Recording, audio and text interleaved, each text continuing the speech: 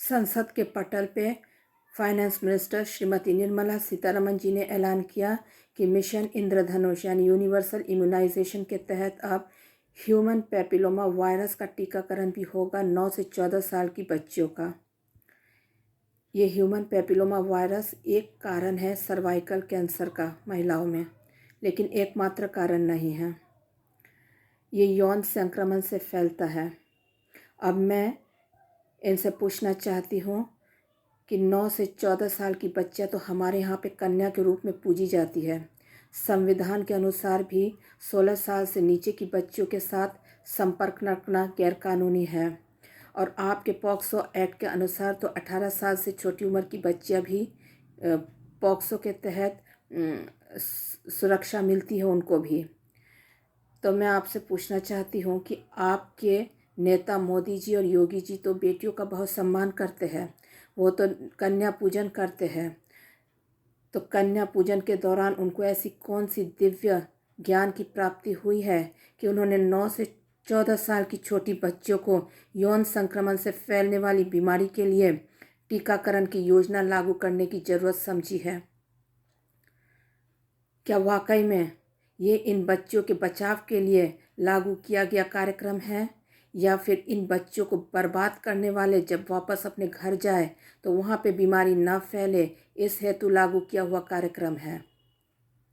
तो क्या इनको बर्बाद करने वाले सिर्फ इस देश में बैठे हुए हैं, न वो विदेशी मार्केट में फॉरेन मार्केट के गोरी चमड़ी लोग हैं जिनको साफ सुथरा माल मुहैया कराने से पहले हर तरह से आश्वस्त कर देने की कवायद है आपका ये ऐलान संसद के पटल पे?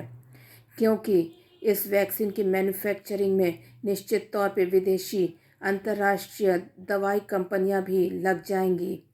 आपके तही बोले कि सीरम इंस्टीट्यूट ऑफ इंडिया इसका उत्पादन करेगी, लेकिन अंतर्राष्ट्रीय दवा मैन्युफैक्चरिंग कंपनीज का इसमें कोई हाथ नहीं होगा, ऐसा कहा नहीं जा सकता है।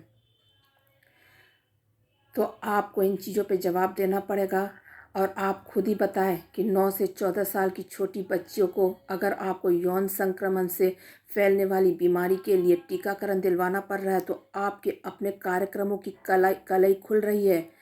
क्या आपके कार्यक्रमों के साथ ये विरोधाभासी नहीं है ये कानून लागू करना? क्या अगर 9 से 14 साल की बच्ची संक्रमित हो रही है यौन संक्रमण से फैलने वाली बीमारी से तो क्या ये पॉक्सो के अंतर्गत नहीं आता है?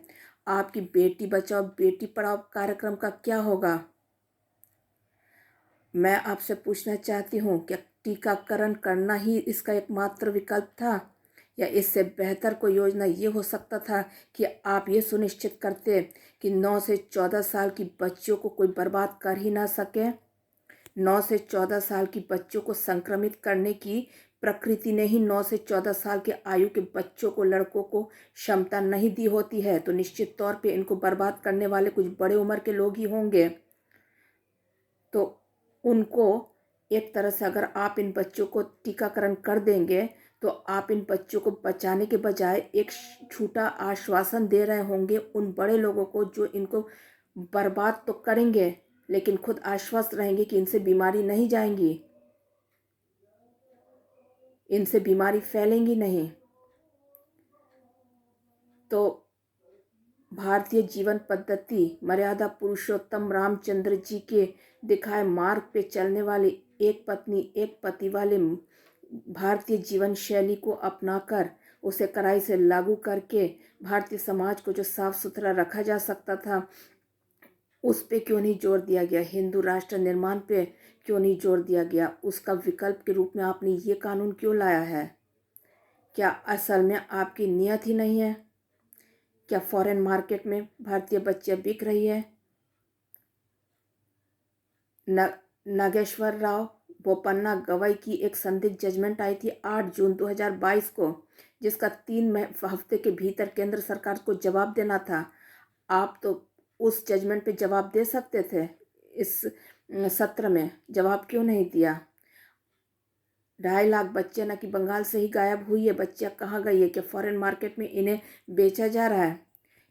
जिस तरीके से हमारी व्यवस्था में ये गोरी चमड़ी लोग रुचि दिखा रहे और उनकी रुचि के अनुरूप हमारे संसद से कानून पारित हो रहे, ये थोड़ा संदेहास्पद है। मैं सुश्री निर्मला सीतारमण जी से निवेदन करती हूँ कि मुझ मंदबुद्धि को कृपया इस बाबत ज्ञान देकर मुझे ज्ञानान्वित करने की कृपा करे देवी।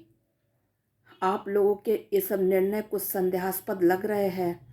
आप हमारे विश्वास जीतने के लिए इस पर एक व्यापक चर्चा करें। वंदे मातरम।